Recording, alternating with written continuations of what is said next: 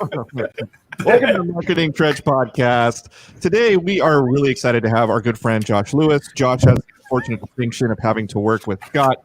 We understand that it's difficult, so this is actually a therapy session for Josh. No, we're going to be talking today about a really interesting report that was put together by the National Mortgage Insurance Corporation and Cultural Outreach. One's a marketing company, the other insures mortgages, and they're taking a look at what they call NextGen homebuyers. These are primarily people, if you look at the demographics at the end of the study, which I did because nerd, these are primarily people who are between the ages of about 25 to 30, 38, 39. So your millennial buyers, that's basically the entire bracket of millennials. And historically speaking, this generation has been defined by entering into the workforce right around the big crash in 2008. That's when a lot of these kids were graduating from college or recently graduated from college, were starting to climb the ladder, and then everything fell apart. And now you fast forward about another 10, 12 years. These are people who, had to recover from that, are starting to reclimb this ladder. They've got families. They've been at their job for a while. Some of them are in upper middle management. And now we've got the COVID crisis. So there's a lot of financial stress that has bookended what you might consider to be their professional career life. And yet, there's interesting insights in this study, which really, I don't know how you guys felt, but I felt like it really opened my eyes. It was like, wow, this kind of defies expectations a little bit. And if, this is the Marketing Trench Podcast, we're going to talk about sales and marketing. If you're trying to market to this demographic, there's some really interesting data in here that you should know before you go start putting together your campaigns. Because if you're thinking, I've got the conventional wisdom down, well, the conventional wisdom seems to be wrong in some areas. So that's kind of the setup. How you doing, guys? I just want to say that I feel tricked because Scott told me this was a Big Brother podcast, and we were going to talk about last night's eviction and who won the HOH, maybe some live feed talk, but apparently we're talking about real estate. So I'll go with it. Scott lies all the time. I don't even know what Big Brother is. I was thinking George Orwell. Why? And then I forget you watched that crazy show. Oh my goodness. Sure, Scott. Sure. It says the guy who's keeping up with the Kardashians. Exactly. I do watch The Masked Singer, though. I got to admit, I'm kind of addicted to that. That's kind of fun. Oh my goodness. Okay, now that we got that out of the way, now that we're completely lost all credibility, let's talk about something important. Awesome. Okay, well, I'm going to dive in. Page 10 is what. So everything prior to page 10 is pretty much just set up. So page 10 is where we start looking into. Go ahead. Oh, no, all I wanted to add here, because there was a couple of things that I thought were interesting, is while it does focus a lot on millennials, it's actually pulling in some of the Gen Zers too. Mm-hmm. So this isn't a pure millennial. This is the group of people coming behind it. And I always want to know where they're getting their information from.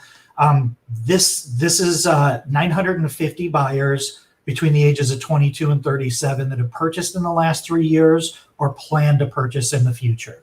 So setting that context up, I'm like you, Dustin, I was shocked by a lot of this stuff. But actually, quite frankly, I was very enthusiastic about it. Really reinforced a lot of things that we talk about all the time. Well, actually, we've been talking about for the last 10 years of where you need to be able to communicate with these people. So let's dive into it. So the first thing that stood out to me as shocking was right away, page 10, where it says recent home buyers, 72% were significantly more likely than future home buyers, 62%, to grow up learning how to make a budget or financially plan. And the reason that stood out to me was because, frankly, their predecessors in Gen X and the Boomer generation weren't so great with money and financial planning. I mean, you look at the statistics and some outrageous number, some huge majority of Americans can't survive an event that would require them to come out of pocket for $1,000 or more, right? That's what the studies show. And you really get the sense that a lot of Americans are living in debt. Of course, the millennial generation is notorious for having astounding amounts of student loan debt.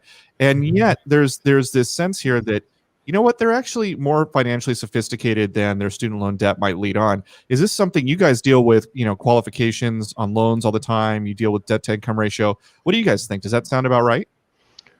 Well, one of the things, Dustin, that I look at and try and keep the lens on here, I don't know if you guys saw last week, the Fed released the survey of consumer finance for the most recent 3-year period. Scott and I look at this a lot, and it's very informative when you look at homeowners have 40 times greater net worth than non-homeowners. So a lot of these numbers, when you're looking at it, they say, recent home buyers versus future home buyers. And another way of saying that is people who've already made the leap, who got themselves to that point that they've gotten it done, versus people who want to do it. They tend to be older, which the cohort here is limited by the generational range that they gave. But home buyers tend to be a little bit older. They tend to have higher incomes in general, tend to be more educated. All of those things that kind of correlate to this. So when I look at that number, it's not really surprising that the ones that have successfully made the leap from renter to homeowner were more likely to have been budgeting and dealing with financial plans and have been successful at saving and investing and getting a down payment together and getting themselves to that point. Oh, that's interesting. So one of the things that comes to mind from a sales and marketing perspective is the number of agents or the number of lenders who come to me to help sponsor a class where they bring in some sort of financial planner, right? Say, hey, we're going to do a home buyer workshop plus a financial planner workshop. The idea being that people don't really have a sense of how to structure their finances, and so that's where the financial planner comes in. And then the real estate agent gets to pitch people on buying or selling.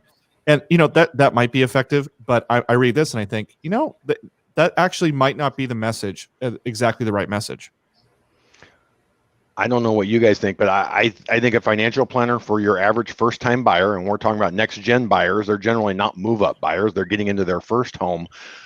It's overkill. A financial planner, really, if you're just putting a couple $100 a month into your 401k and saving some money on the side to buy a home, that level of planning is pretty sophisticated. If you understand the best options for saving in a tax advantaged way while you're accumulating your down payment and closing costs, and also making sure that you're not putting that money at risk. You'd hate to get into a stock market bubble right about the time when you're going to invest your money. So it's pretty basic financial planning. So a true full-blown financial planner is great for the 45, 50-year-old who's accumulated a nice little nest egg. For the person just starting out, it's kind of overkill. So for most agents talking to buyers and getting ready to jump into that, they can probably cover the elements of financial planning that matter to a next generation home buyer on their own.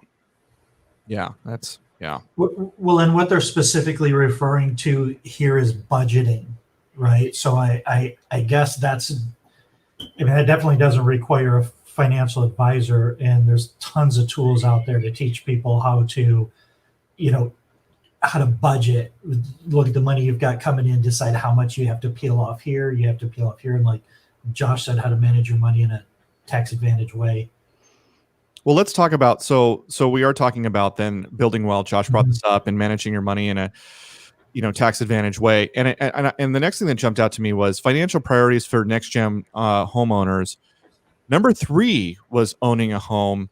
And the thing that I would thought when I read that was, that's interesting because children tops that. And I'm not exactly sure what they mean by children.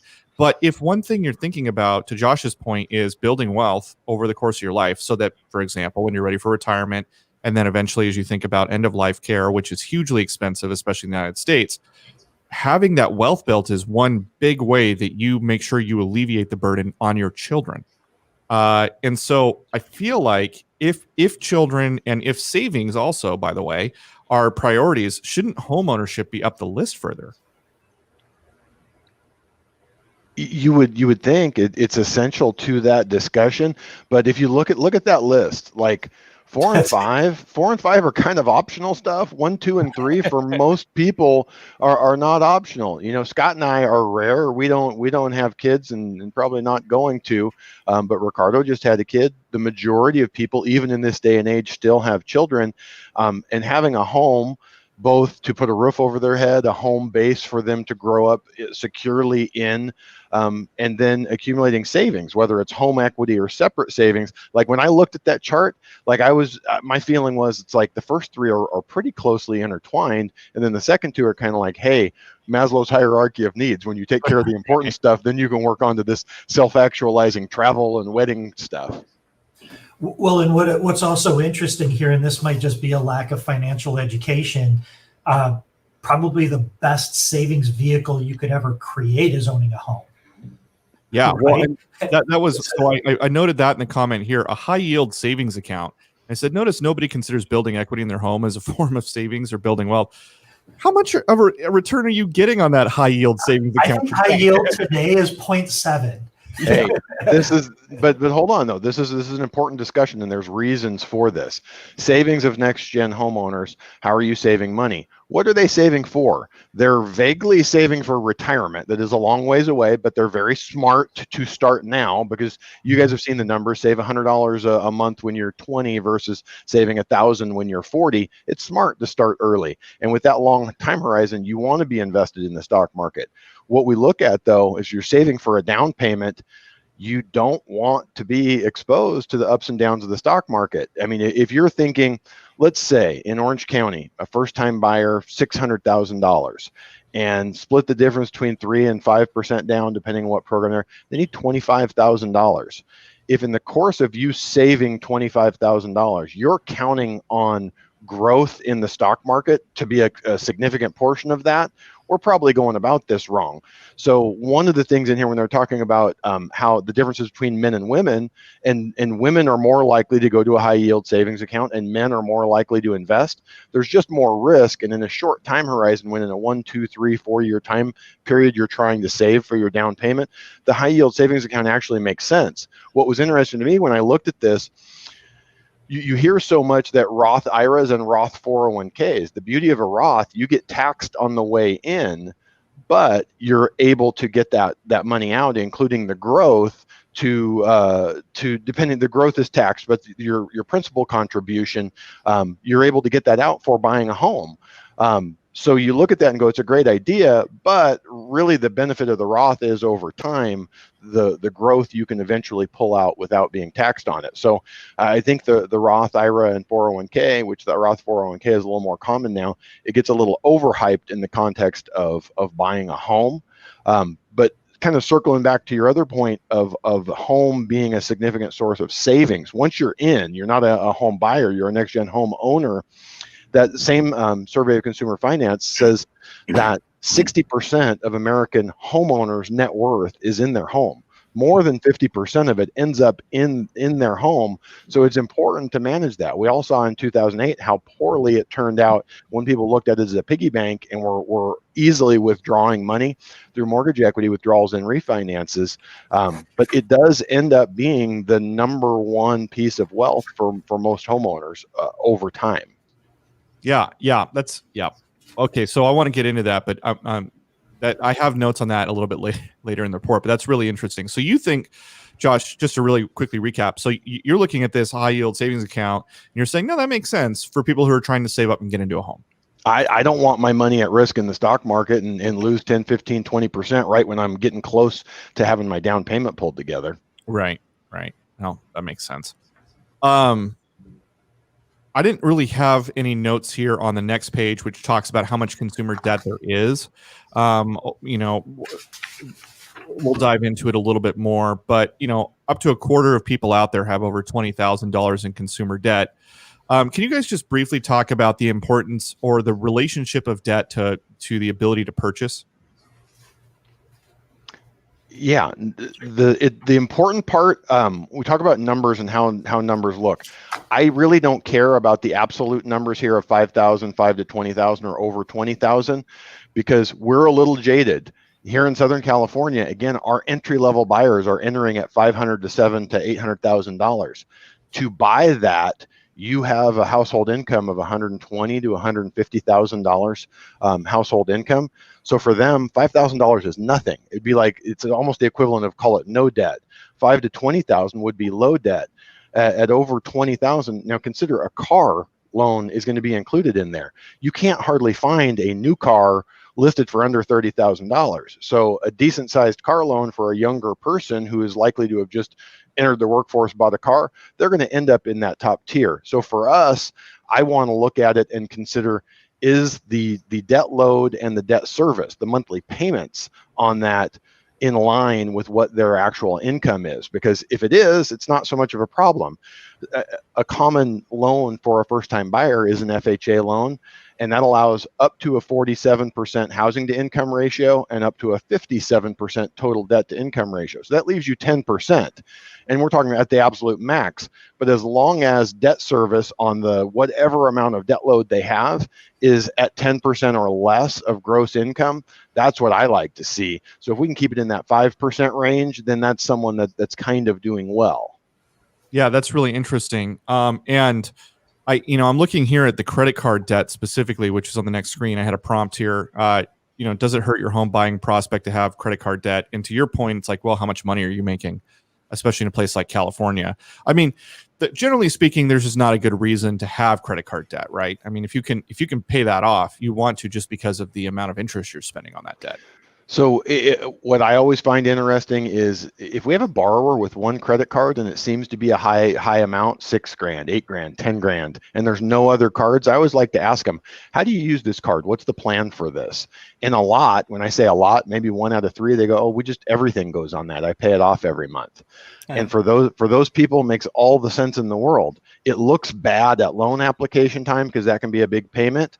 And maybe some of those people aren't telling the truth. That's their dream, is that they're paying it off every month. They pay half of it.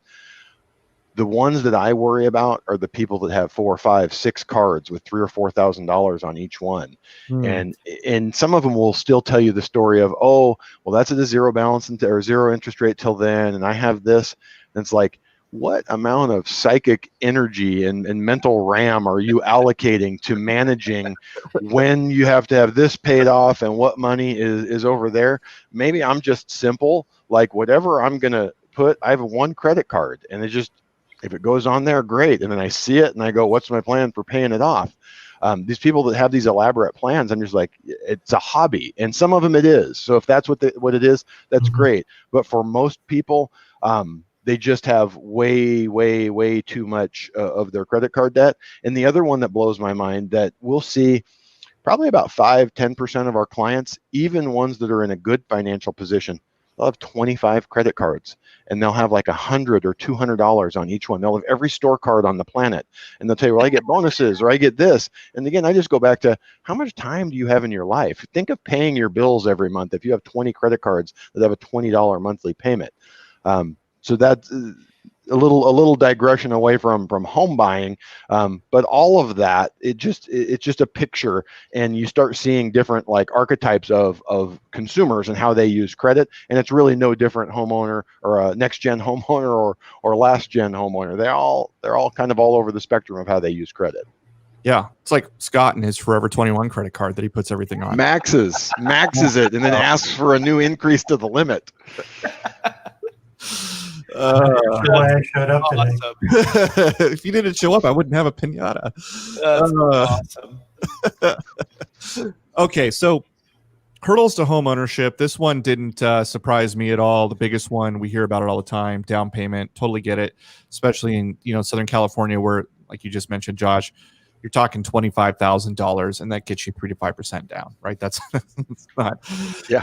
It's a lot. It's a lot of money, and it's not a lot of percent down. So that is the next one, probably student loan debt, and then monthly payments comes in after that. So no real surprises here. But one of the things that jumped out to me from a sales and marketing perspective was that only about 25% of people who are out there know about down payment assistance programs.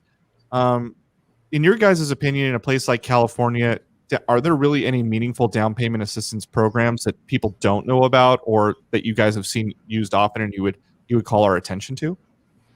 I would follow up and say, probably most importantly, If they are aware of it and they call and they ask us for it and we say, yes, we can do the Cal HFA down payment assistance, but do you mind if I put another alternative next to it, just your standard FHA or a 3% down conventional, if you're high balance, a 5% down conventional, and look at getting in different times, not in the current market, but in different times, a seller credit for some of your closing costs, or we can get a lender credit and cover some or all of those closing costs. Very rarely does anyone choose the down payment assistance, and that's different in other parts of the country. California is unique.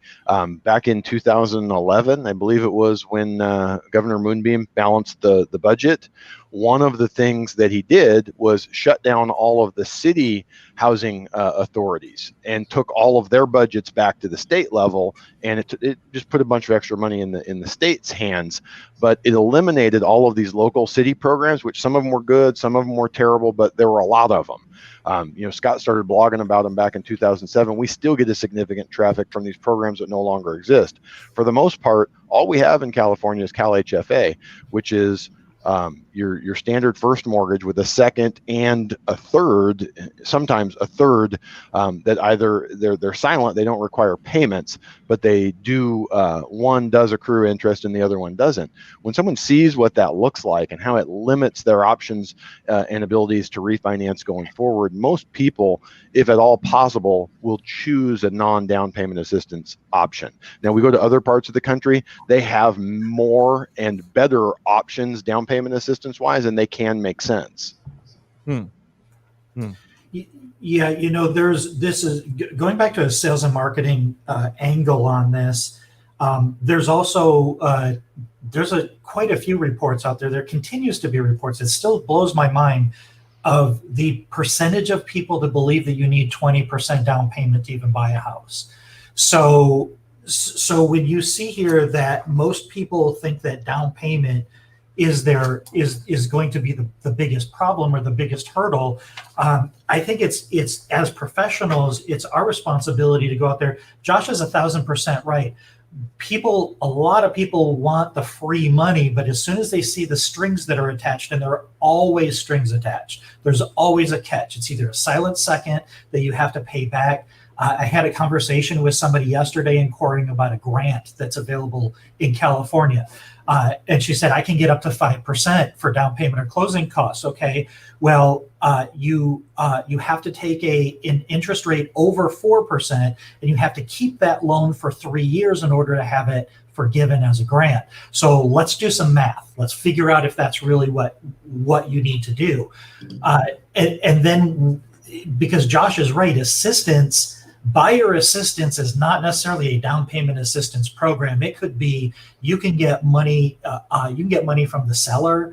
It's called a seller concession. Well, this is talking to consumers. Obviously, the professionals out there know, but educating consumers about the fact that all these different ways that you can get down payment and what down payment really means. Down payment does not mean 20% down.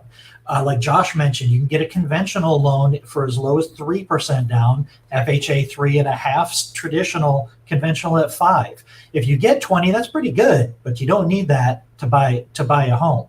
So there's a lot of education that needs to go. That there's a lot of opportunity for education for us as professionals, that we can get out there and educate consumers that, hey, it's not as bad as you might think.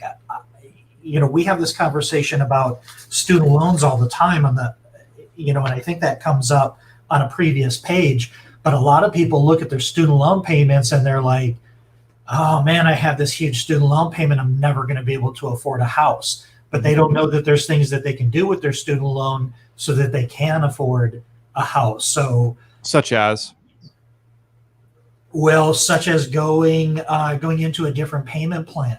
The default payment plan for a student loan, over, I think 73% of people who have student loans automatically go into a fully amortized payment.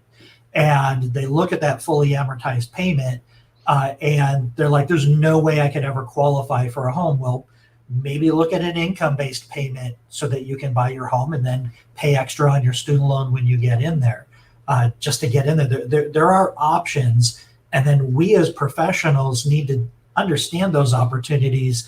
And as we'll see later, it is really, really easy to get in front of these consumers and educate them, because we know exactly where they're at and we know exactly where they are going to educate themselves about this information.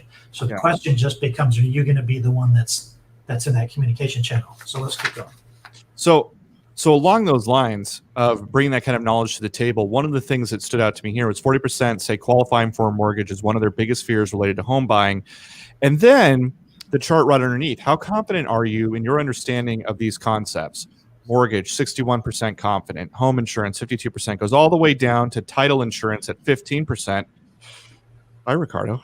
And you know, if I was sitting back, I'm a real estate agent, or I'm a title person, or in my case, I'm actually an escrow person. Look at escrow. Only 22% are confident. I think that number is actually a lot higher than I would have guessed. But, you know, only 22% of people are confident. And I'm thinking, how can I talk to people? What can I talk to them about? Well, based on these numbers, you could talk to them about pretty much anything you do every single day. anything, any day. Because I look at that and I see mortgage at 61%, and I go, bullshit. Because we talk to people all day, every day, and if they mean by mortgage, do they understand that you get a lump sum and you pay back smaller amounts for 30 years? Yes, they understand that. But any element of the way it works and what it goes together, and I don't say that to demean people, because for the most part, they have ideas. I get really good questions every day. People are pretty aware of what they don't know, and people are pretty aware that I have a vague idea of what this portion of the mortgage sounds like, means, is talking about when I read it, but can you explain it to me better? So literally anything in there. I would think if instead of asking the person, how confident are you about these concepts, we tested them on those concepts, all of them would be in the 15% range, all of them across the board. I think you're so far off on this, Josh. Everybody knows you can just push a button and get a mortgage. It's no harder than that. Right? Thanks to the magicians in the call center. Yeah, that's a whole new conversation. The good news, Scott, is Realtor.com is now connecting people to the push button get mortgage, so that they're eliminating all problems for real estate professionals. There we go, solved. I was waiting when that was going to happen. This next page is amazing. I mean, seriously, how much content can a real estate agent create about these topics? Yeah, contract negotiation, appraisal and inspections. Yeah, I mean, that's bananas. Like those things are so easy to talk about. So let's set up some context here. So this is a page talking about home buying challenges that this audience talked about having. Number one was contract negotiations. And, you know, of course, by this point, they've got a licensed professional, but also, especially during this period of time, COVID, weird market, everyone is super busy. It's kind of hard to get a hold of people. I mean, if I wanted to understand something, and also I was embarrassed to ask about it, the first place I'm going to go is Google. Google. Exactly. Same thing, right? I'm going to look it up. That's right. Yeah. Well, you saw in here, Dustin, what did it say? Of this NextGen homebuyer cohort, 9 out of 10 are on Facebook weekly, 7 out of 10 are on Instagram and YouTube. So if you look, YouTube has had a massive change. I don't know if it's a change or just a growth of educational content of any type. Like if you ask a question, Google wants you on YouTube. So one of the top 1 to 3 responses is going to be a YouTube video of someone explaining what you asked about. Once you watch that video, then everything in your feed is more and more about that subject. So when you say for this generation, this next cohort of buyers, which we're talking almost 40-year-olds, with the front end of the millennials are 39 now, and the back end of Gen Z is 10 years old. So you're talking to people who've never thought about owning a home to people who are like well into full-blown adulthood. So there's a pretty big range there.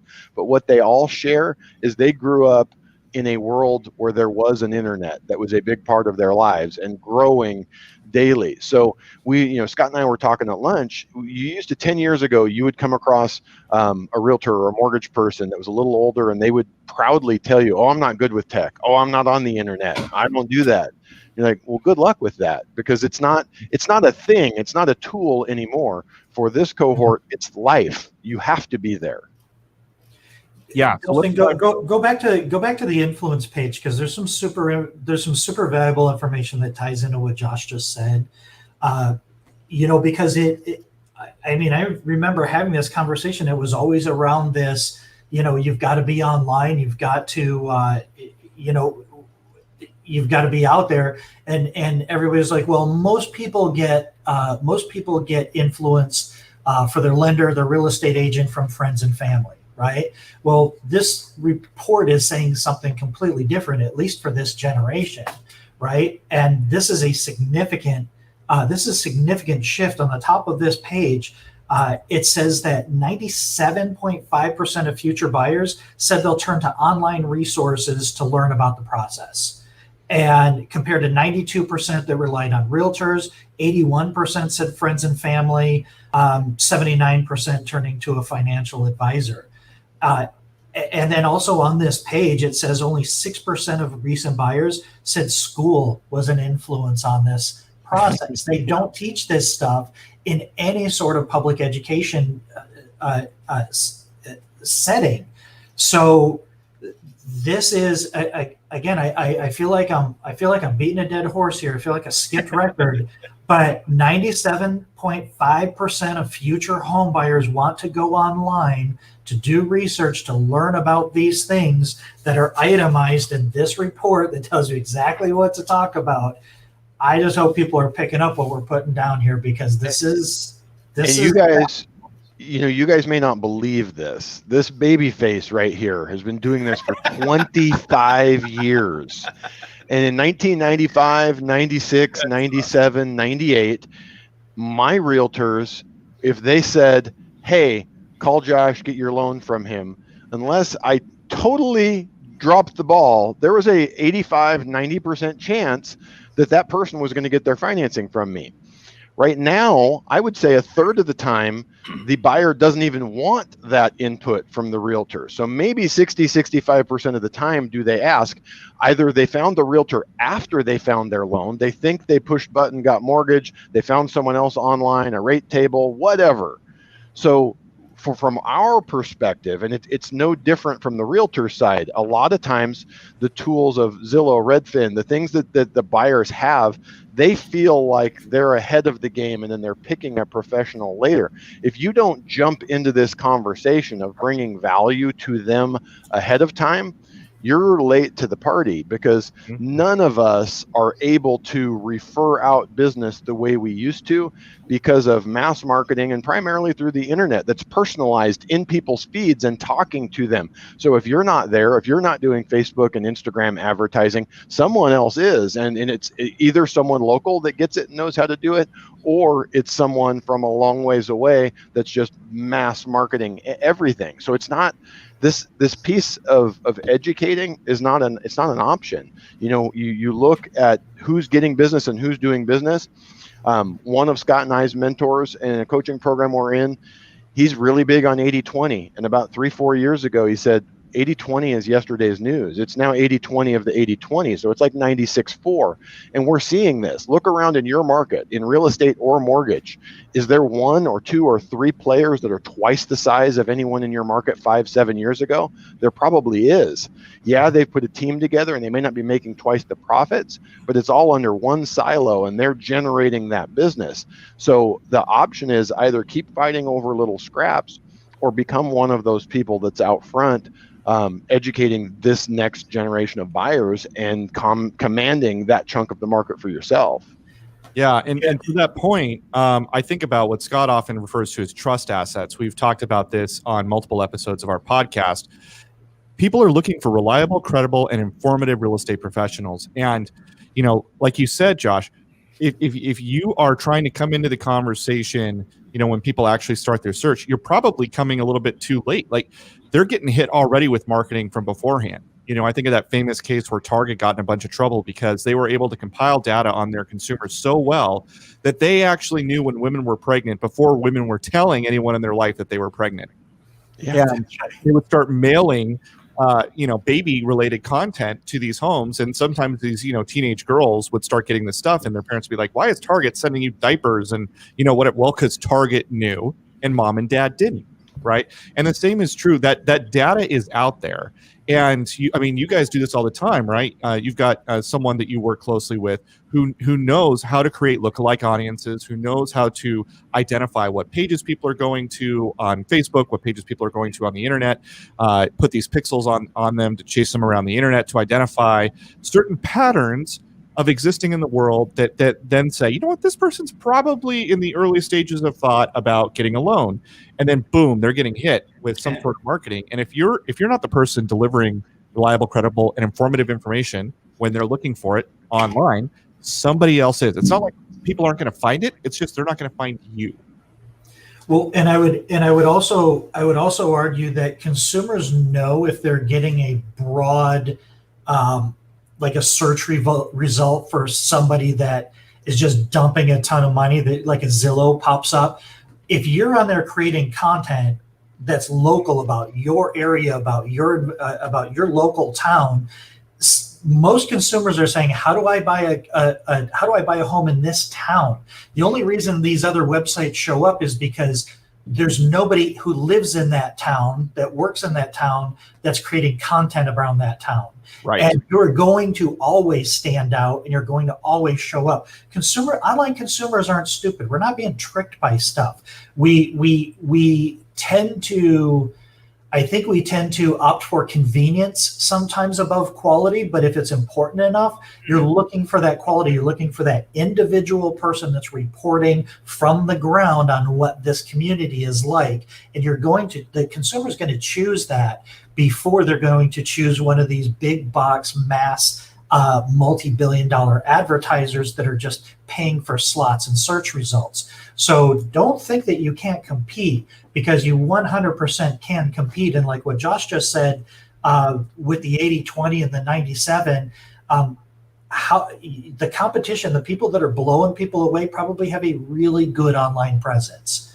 And that's probably the difference. I'm sure there are other factors, but you don't have to be a big player to have a really strong presence locally online. And this was what we were talking about. This is what Josh alluded to earlier. What platforms do you use weekly?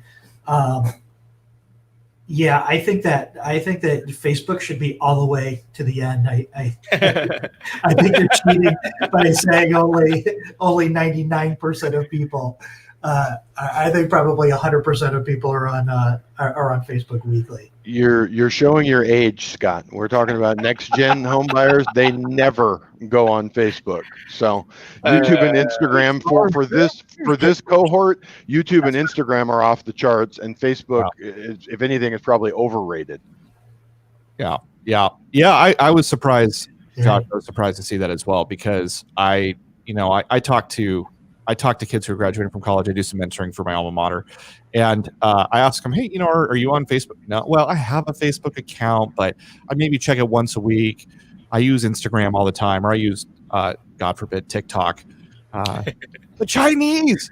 Anyway, they're on these like other platforms. And in fact, it even breaks down along the lines of gender, right? So here I highlighted platform preference differed by gender. Women are 153% more likely to use Facebook and Pinterest. By the way, talk about one of the most underrated social platforms out there. And then men are more likely to use Twitter and YouTube, which I think makes sense. Because men are masochists and love wading into the cesspool that is Twitter, and just getting their brains beaten in by online trolls repeatedly throughout the day. Twitter's awful. It's just I don't want to go there. But yeah, but I really feel like YouTube. I do feel like YouTube is getting kind of it's underrated here in this study, because men and women alike use YouTube, and But the good news is, you can stream right now. I think we're streaming to Facebook and to YouTube, right? So it's like you can have one-stop sources where you produce content, and then you could send it to the places where both men and women are. Well, here, speaking of YouTube, I know you guys have had my good friend Jeb Smith here as a guest before. Continues to get more and more traction. He had at the beginning of this year a handful, 100, 300, 500 subscribers. He's closing in on 10,000 subscribers. Oh. And what I can say is when he went heavy on it in April during lockdown, that's when he went heavy on his YouTube and building out the channel. Till, let's say, all the way through July, he had almost no business off of it. Lots of contacts and communication, but not much business. 5, I would have to ask him to say for sure, but I believe 5 open escrows right now that relate back to his YouTube. And those aren't entry-level purchases. They're all 800 to $1.2 million. And lots of other people still in the hopper. So where I'm going with that is, don't get on your webcam or pull out your phone and make one video at a listing, post it on YouTube and go, YouTube sucks, it doesn't work. He made probably 60 or 70 videos with almost no traction. And other than seeing a subscriber count going up and having interactions in the feeds, nothing dollar-wise was telling him I'm going in the right direction. I'm going to win at this. But he's absolutely seeing the momentum. And like most realtors, April, May, after the shutdown, when no one wanted to look at houses, sucked. So had a really low start to the year, and he'll end up having a much better year this year than prior years. And that's just a foundation for going into 2022. And I would say, looking at the age of most of those clients, most of them are in this next gen cohort. They're not, 45 to 50 years old. They're in that 30 to 40-year-old range, and they value and trust and like. Think about this. How many times have we all heard, with your marketing, your goal is to get people to know, like, and trust you, because people will do work with people that they know, like, and trust. Nothing gets you there faster than video. In text, if you write a blog post, you could have someone else write it. No one really knows the tone. They get a tiny feel for your personality and who you are. It is really hard to hide the real you in video. So when we're getting leads off of YouTube, we get a call off of YouTube, it's a different conversation. It's not a lead. We're just continuing a conversation. They feel like we've been talking for quite some time. They know what I think, what I believe, how I communicate, and we just jump right in and we're halfway down the tracks. There's nothing as powerful, like right now, the tool to get it in front of people is YouTube. Over the long haul, it could be any video platform. Nothing gets you further faster than video. Yeah, that's 100% right. The future is probably going to be a hologram of Josh standing there teaching you about buying a home. So this next one is one of the examples of this next insight is an example of something that defied expectations for me. Phone calls are preferred by this generation 2-to-1 over email. Now, I'm not surprised that this generation doesn't particularly care about email. What I am surprised by is that phone calls over and over in the rest of this report get such a good reputation.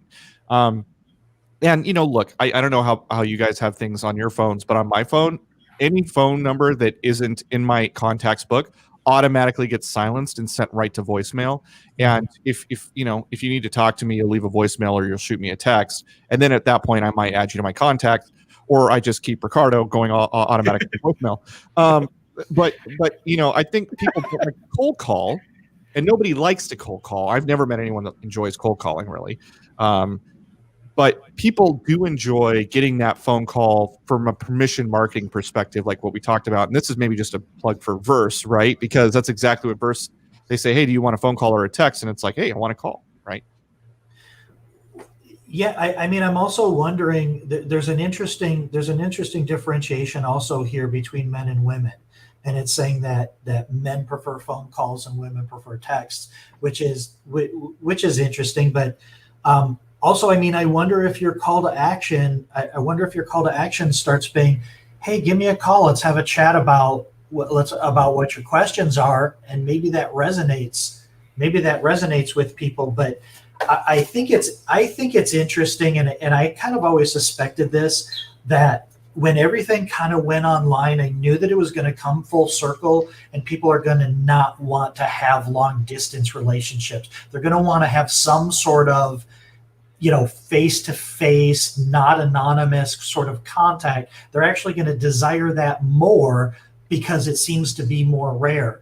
And that might be what that phone call is. Text exchanges, a little less personal maybe than a phone call, but email, just completely impersonal. It just ends up being spam now, where it used to be convenient. Now it's just sort of gets buried. So it's interesting, but it doesn't surprise me. But I also wanted to build on what Josh said real quick. He's 1,000% right. If you are educating and empowering consumers online, by the time they contact you, they've already made the decision to work with you. That's why they reached out. They didn't reach out to say, hey, what are your rates? What are your fees, or what is this? They reached out to say, hey, Josh, I just watched 18 hours of your videos. God, how could would you bless me with, hey, I mean, it's not that, but it absolutely, we with Find My Way Home, I've always, listen, we're in a business that we grow our business by having conversations about what we're experts in. So we make money by having conversations about mortgages and real estate all day long. The more people you have conversations with about mortgage and real estate, the more people that you're putting in your pipeline, you're starting to earn that trust. This is the opportunity for you to have those conversations once and have it live forever, working for you, sending you referrals. Today on Find My Way Home, just people that find us on Google, just typing in search results, over 20,000 people a month we're having conversations with that we're not actually having conversations with. So those people are hearing, but it took 2 years before I got my first deal out of Find My Way Home, and that was writing 3 to 5 articles a week for 2 years. So there's an aspect of this where you have to shift your mindset to do short-term activities like creating video that's going to build your long game and create long-term gains, because you're doing it once and it's lasting forever. You can go in there and update it, but what lasts forever is the history of your expertise, right? It's been documented, it's online, it's easily accessible, and those are your trust assets. Scott, something that you said that is important to remember. So I said it, you doubled down on it. You have to be willing to do a bunch of work with no payoff, because eventually you're going to get exponential results. But the other piece is, a lot of realtors, a lot of mortgage people feel like, no, what I do is boring and mundane. No one wants to know about it. They're not going to watch. You joked, someone saying, hey, I just watched 18 hours of video of you and then giving you a call. Jeb and I are working with a buyer up in LA that sent a video saying, hey, I just finished binging all of your videos on YouTube. And you think that's insanity. You think that's insanity. But if you are a buyer who doesn't know anything, she just graduated from college, fiance just graduated from college, they're getting married next year, all of the things that this report is saying, life stages that say you're ready to buy a home, they are right there, and no one's taught them. They didn't learn in school. They went and educated themselves online, and they're like, this person knows what they're talking about. They're honest. They're real. They binged all of that. They called, and they're not going to do business with anyone else. They're going to get a loan from me. They're going to buy a home through him, or if it's too far up into LA County, he'll refer it to someone local to them. But it's a different conversation. But again, he had 4, 5, 6 months of posting videos 3 to 5 times a week with crickets in terms of business. And now the business is coming rather rapidly. Yeah, that's awesome. And that makes sense, right? Because it takes you a little while to build a relationship where someone's going to trust you with something that big.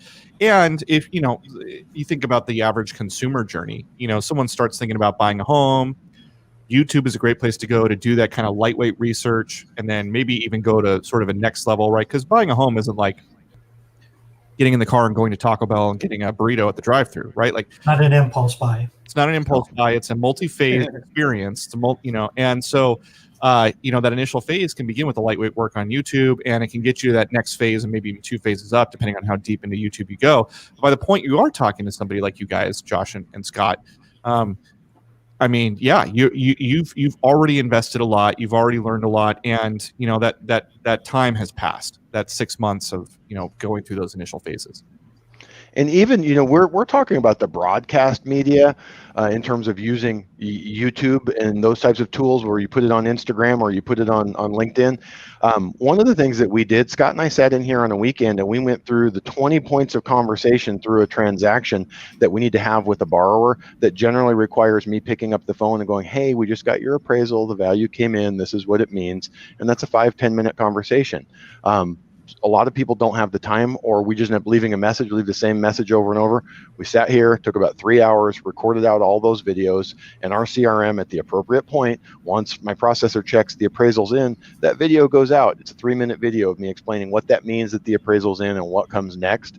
And it's just one-timing it. So there's the piece of going out and getting business, but it's also important during the process, because so much of what people are talking about in this study is they're not confident. They don't know what comes next. It can be nerve-wracking, stressful. We always talk about, why does the loan come first? It's not because the realtor is my buddy and wants to make sure I get business.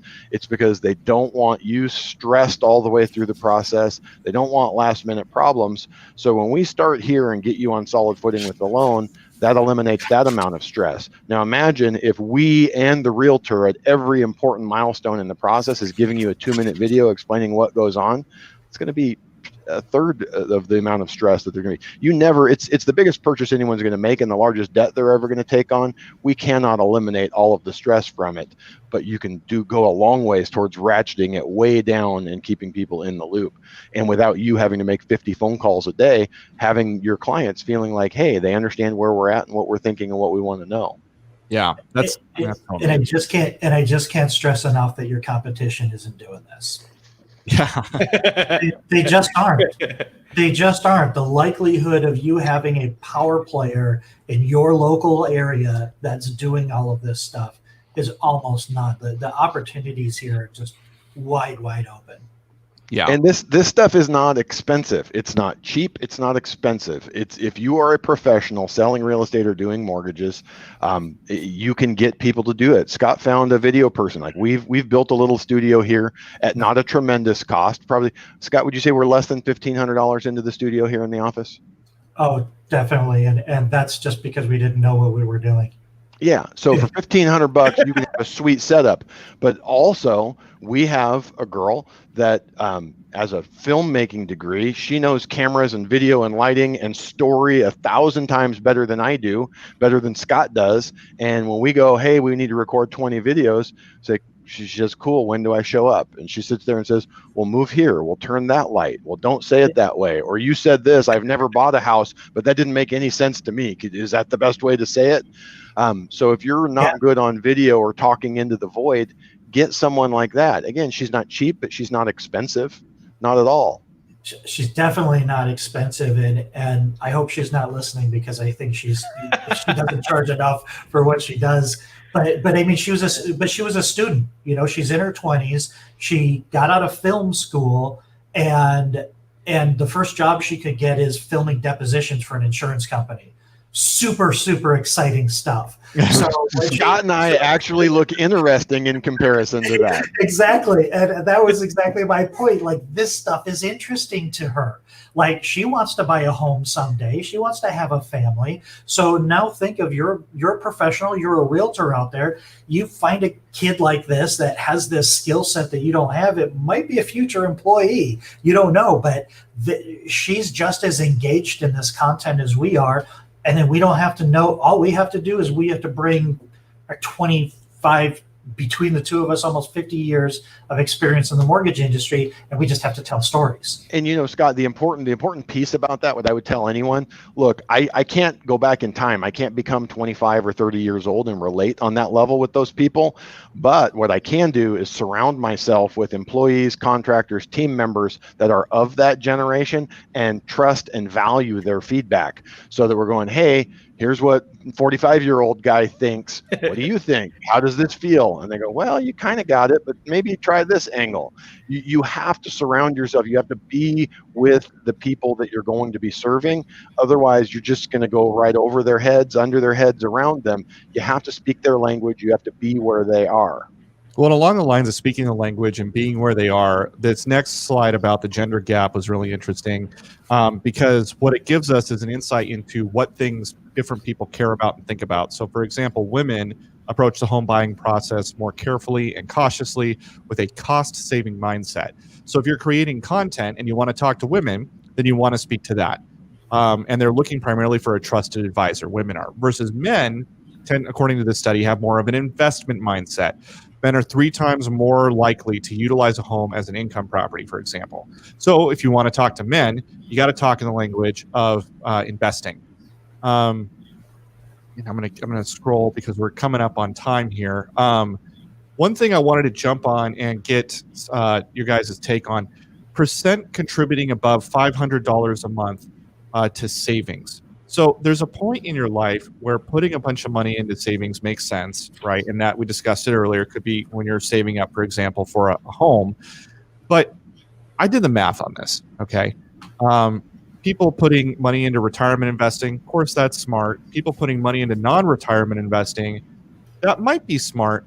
But $500 a month, personally, in my situation, if I put $500 more a month to the principal of my mortgage, I would save about $80,000 on interest, and I would pay my mortgage off 9 years earlier. And I did the math on that, and that $500 basically saves me $360 a month on interest payments because I pay off the loan sooner, and so and I and all the ways that interest works on a loan, right? So that's like a 65% return on investment. I mean, you're not going to get that in non-retirement investing. No, it's non-retirement investing and that aspect of home ownership is something that is a whole nother episode, because you're 1,000% right that there's an argument out there that housing is volatile. But as Josh always says, when you look at the leveraged return on home ownership, on your investment, it's not even close. It's just not even close. No, not close whatsoever. So any of these, it's always engineer types. They're usually in Reddit. We didn't talk about Reddit because it's only male engineers hiding over with their spreadsheets. But they can give you a spreadsheet that tells you why it's better to rent and invest the difference. I can show you real world results that that's not true, but it doesn't mean they're wrong. It means for the engineer type who can live an austere life and has the discipline to save could come out ahead. So I think you were dead right, Dustin. Buy a home, start building up your equity, fix your housing cost, max your retirement account, especially if you're getting an employer match and you have tax deferred growth.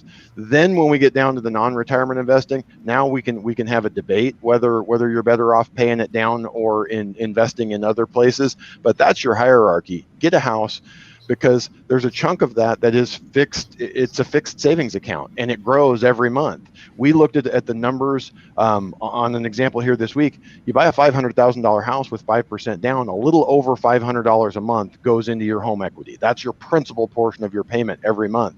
By year 5, you're at like $640 a month. By year 10, you're $800 a month. So like you can save at such a level that a renter never can, especially with their rent going up while your 30-year fixed payment is staying level. And here's a thought too. So I just closed a refinance with you guys, and that saved me about $300 a month in payment. Thank you for your help on that, by the way. It was a very good experience. Highly recommend. But we didn't pay him to say that. No, it's not a paid endorsement. Scott gave me his maxed out Forever 21 card. It doesn't help me at all.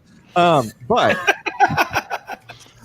what I did is I took that $300 and I immediately set up my account through the loan servicer, and I think ServiceLink in my case. And I just said, all right, well, I'm going to keep making the same payment I've always been making, but I'm going to take that $300 and I'm putting it right to principal. So now my monthly spend didn't change at all, but I'm saving a lot more money in the long run because I'm putting $300 a month toward the principal on my mortgage. And a lot of people are in a position to do that. I think we determined, I can't remember, Scott, if you and I talked about this, or who was I was talking with, that said that only about a third of people who potentially could refinance have refinanced. It's like some statistic like that. Josh probably knows it right off the top of his head perfectly. Yeah, no. It's less than 40% of people who should have refinanced by now have, and that blows my mind. And this week, every day we've opened 3 or 4 new refinances, and that boggles my mind. I would have thought everyone who needed to has a while ago. So don't ever underestimate the ability of the consumer to delay the decisions that seem obvious, especially when they're not easy, like a refinance. Yeah, so that's, right there is a great opportunity. If you're trying to figure out a way to, market to this generation, one of the things you can talk about is, hey, here's a good way for you to build some wealth once you have a home, all of that. That would be a great series of videos. And by the way, if you're a real estate agent and you don't know how to talk about that, like I wouldn't know how to talk about that nearly as well as Scott or Josh, great. Just call Scott or Josh or call your lender and do some videos with them. I'll bet they would be over the moon happy, especially if it's a lender that isn't involved in this at all yet, isn't in the game. And maybe there's somebody who's out of this area, because otherwise you should just call Scott or Josh. They would love to do videos with you. Every minute I spend doing videos is one less minute that I'm actually crunching numbers. So you ask, and I will talk to the camera as much as you want. All right. Well, we're coming up on an hour. There's one other thing I wanted to highlight, and that is the single woman buyer. Single women make up the second largest segment of home buyers, outnumbering single men 2 to 1. Right? Like I don't know about you guys, but I can't think of a single marketing campaign that I have ever come across in any of the seminars I've gone to, any of the coaching I see, the real estate agent, anything that says, who you should be marketing to are single women. No, 1,000%. And what I will say is, Scott and I noticed this maybe 2.5 years ago. Started looking and going, there's 2 pieces to it. Not just the single women, but the thing that's interesting to me is the amount of households. You go back 25 years, if you were the man, you were not allowed to not be the financial manager of the house. And I would say that it is 2 to 1 the woman that runs the finances in the house, that knows how much they have, how much they make, what their credit looks like. So as a real estate or a mortgage professional, if you think you have better rapport with men or communicate more with men and that's your focus, what I will say for us at BuyWise, we skew more towards the entry-level buyer. And I think it's more common, younger. If you go generationally, if you're selling $2 million homes to 55, 60-year-olds, there's probably a lot less of that. But this next-gen home buyer that we are talking about, I don't know exactly the reasons. And I mean a household where they both make equivalent amounts of money, but the woman controls the purse strings. And this isn't a rule, but I will say 2 to 1, 60-40.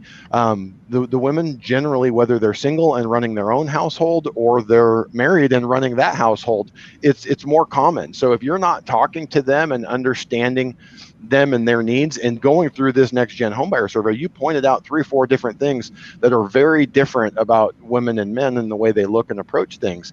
And if you're a man and you're trying to mansplain your way through the way you see and think things, they're not going to like it. They're not going to react well to it. So it's important to understand that they are making as much or more of the financial decisions as men, and they look at it differently, and you need to understand and respect and appreciate that.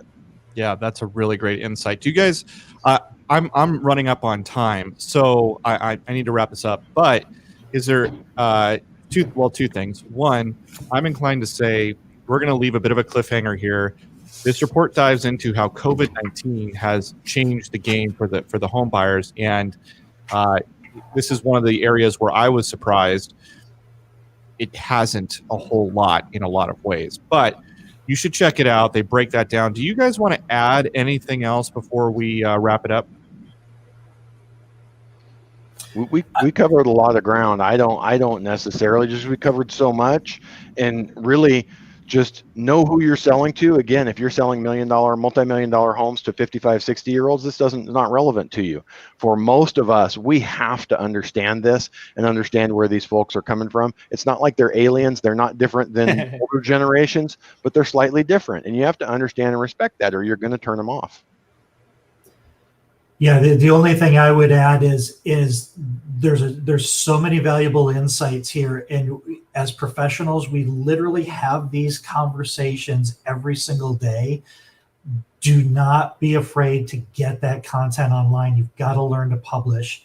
You just have to learn to publish, because if you're having these conversations one-to-one and nobody else is hearing it, like Josh said, being a publisher is not really even an option in our business anymore, especially not this last year. Ricardo, anything you'd like to add? No. Yeah. I feel great to have contributed so much. Awesome. Your contributions were invaluable, Ricardo. Thank you. It's a pleasure and an honor. This is available online, this report. I'm going to post a link to it in the Marketing Trench Facebook group, where we have the video recorded. Of course, you guys might be watching these videos on our personal pages as well. So if you want to read the report for yourself, go to the Marketing Trench Facebook group. You should also join it while you're there, so that you can get this report and other reports that we have gone over in the last few weeks. But I'm going to post it in the comments so you can go access it for yourself. Read the cliffhanger section about COVID-19. Really interesting stuff in there. And then, of course, if you want to check out more podcasts like this, we encourage you to check out RealDisrupt.com. We're part of the Real Disrupt Podcast Collaborative, and there are some really great shows over there that specialize in the lending side of things, that specialize in the real estate side of things. Nothing that specializes in title and escrow. Womp womp. But that's okay. We'll get there eventually. You can also check us out on your favorite podcast apps. We are on Spotify. We're on Apple Podcasts, or wherever you download your podcasts. Please like and subscribe. We appreciate it, and tell your friends. Until next time, this has been the Marketing Trench. Yeah.